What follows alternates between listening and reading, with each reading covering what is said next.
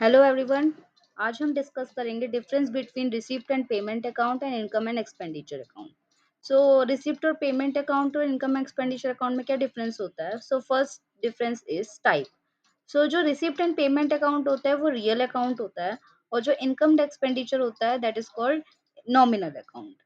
And bases क्या होता है? It is prepared with the help of cash book. जो रिसिप्ट और पेमेंट अकाउंट होता है ये हमारा कैश बुक की हेल्प से प्रिपेयर किया जाता है, और जो इनकम एंड एक्सपेंडिचर होता है वो हमारे रिसिप्ट और पेमेंट अकाउंट ओनर है उसकी हेल्प से प्रिपेयर किया जाता है। यानी पहले receipt and payment account prepare किया जाता है कैश बुक की हेल्प से, और बाद में उसके बाद हमारा income and expenditure account prepare किया जाता है रिसिप्ट एंड पेमेंट अकाउंट की हेल्प से। And items, all item of receipt and payment include capital and revenue. अब जैसे कि रिसिप्ट एंड पेमेंट में ना हमारे सब टाइप के आइटम आते हैं, यानी कैपिटल आइटम भी आते हैं और रेवेन्यू आइटम भी आते हैं। आई होप आपको पता होगा what is the difference between capital and revenue item. जबकि मैं बता देती हूँ, जो कैपिटल आइटम होते हैं वो हमारे लॉन्ग टर्म वाले आइटम्स को कंसीडर किया जाता है, जो वन टाइम हमारे खर्चे होते हैं, जो बिजनेस की ग्रोथ के लिए हम शामिल किए जाते हैं। और जो रेवेन्यू आइटम्स होते हैं वो हमारे डे टू डे एक्सपेंस भी कह सकते हैं, या फिर वो आइटम जो हमारे रिकरिंग होते हैं, यानी कुछ टाइम के बाद हमें वो एक्सपेंसेस करने ही होते हैं, जैसे कि सैलरी जो हमें हर मंथली देनी ही होती है अपने एम्प्लॉयज को। तो जो हमारे रिसिप्ट एंड पेमेंट अकाउंट है इसमें दोनों तरह के आते हैं, कैपिटल और रिवेन्यू दोनों तरह के आइटम को कंसीडर किया जाता है। और जो इनकम और एक्सपेंडिचर अकाउंट है इसमें ओनली रिवेन्यू रिसीव्ड को कंसीडर किया जाता है, यानी इसमें कैपिटल नेचर के आइटम नहीं आते। तो फिर कैपिटल हमारे कहाँ आएंगे? कैपिटल हमारे बैलेंस शीट में आएंगे। Next, sides. साइड्स क्या होती हैं? In this account here receipt are entered in the debit side and payment on the credit side.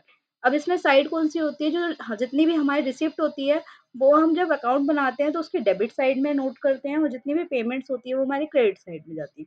लेकिन इनकम एंड एक्सपेंडिचर अकाउंट में हमारा उल्टा होता है, ये हमारे पीएनएल की तरह हमारा कंसीडर किया जाता है। इसमें क्या होता है? एक्सपेंडिचर में जो डेबिट साइड है उसमें सारे एक्सपेंडिचर कंसीडर होते हैं, और जो हमारी रिसिप्ट होती है यानी इनकम सा हो गया वो हमारा सारा क्रेडिट साइड पे होता है। इसके अलावा cash balance, opening and closing balance of cash are return in this account.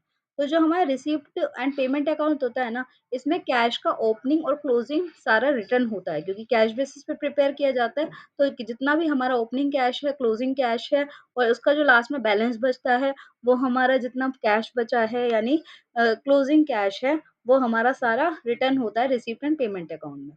लेकिन इनकम और एक्सपेंडिचर अकाउंट में कोई भी तरह का ओपनिंग और क्लोजिंग बैलेंस नहीं होता कैश का। इसमें जो बैलेंस लास्ट में निकल के आता है वो हमारा सरप्लस या डेफिसिट होता है, यानी कितना हमारे पास इनकम आई है और कितने एक्सपेंस हुए हैं, उसके बाद अल्टीमेटली हमें प्रॉफिट हुआ है, यानी इनकम हमारे पास बची है या फिर हमारे एक्सपेंस ज्यादा हुए हैं। तो जिससे हम पता लगाते हैं कि हमारे पास सरप्लस हुआ है या डेफिसिट। नेक्स्ट आ गया हमारा ऑब्जेक्ट। इसका ऑब्जेक्ट क्या होता है? Receipt and payment, it's object is to know closing और बैंक बैलेंस।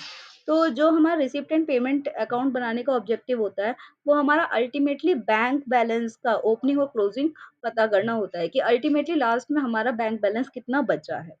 ठीक है? और जो हमारा इनकम एंड एक्सपेंडिचर अकाउंट हो गया, it's objective to know the excess of the income overall expenditure. यानी कि अभी मैंने पहले ही बताया था कि इसमें हमारे इनकम के ऊपर हमारे एक्सपेंडिचर कितने ज़्यादा या कितने कम हुए हैं। यानी 1 साल में हमें कितनी इनकम रिसीव हुई है और कितने एक्सपेंडिचर हमारे हुए हैं, उनका सरप्लस या डेफिसिट जानने के लिए हम इनकम एंड एक्सपेंडिचर अकाउंट बनाते हैं, जो ही इसका ऑब्जेक्टिव है। Next is nature. It is a summary of cash book. तो जो हमारा रिसिप्ट एंड पेमेंट अकाउंट होता है इसे हम कैश बुक की समरी भी कह सकते हैं। तो ये कैश के बेसिस पे बनाया जाता है, तो सारे कैश के आइटम्स होते हैं। तो हमारे कैश की समरी निकल के आ जाती है कि एट द एंड हमारे पास कितना कैश बचा है। और जो हमारा इनकम एंड एक्सपेंडिचर होता है ये हमारा प्रॉफिट एंड लॉस अकाउंट की तरह कंसीडर किया जाता है। तो it is like a profit and loss account. Next one is adjustment. No adjustment regarding outstanding prepaid expenses, earned or unearned income or depreciation are made. तो receipt and payment में जैसे कि कैश के basis पे बनाया जाता है, तो इसमें जितने भी अक्रूवल टाइप की जितनी ट्रांजेक्शन होती है, जैसे कि हमारे आउटस्टैंडिंग एक्सपेंसेस हो गए या प्रीपेड एक्सपेंसेस हो गए, या फिर हमारे अर्नड और अनअर्नड इनकम हो गई, ये सारी या डेप्रिसिएशन हो गया, ये इस तरह की कोई भी ट्रांजेक्शन को नहीं काउंट किया जाता। और जो इनकम एंड एक्सपेंडिचर हो गए, all necessary adjustment are made in this account. इसमें सब तरह की एडजस्टमेंट को मेंटेन किया जाता है इनकम एंड एक्सपेंडिचर अकाउंट में। नेक्स्ट आ गया balance sheet. It is not be accompanied by the balance sheet.